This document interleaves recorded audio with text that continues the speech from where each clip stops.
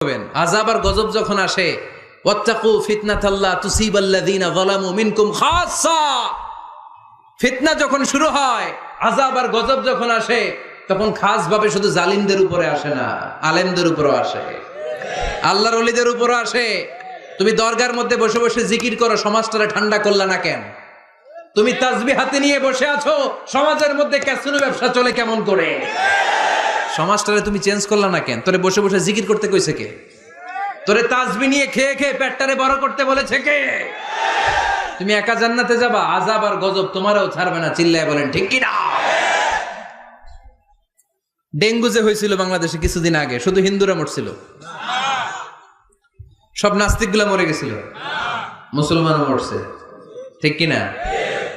মুসা আলাইহিস সালাম আল্লাহরে প্রশ্ন করলেন, আল্লাহ আপনি যখন আযাব দেন, গজব দেন,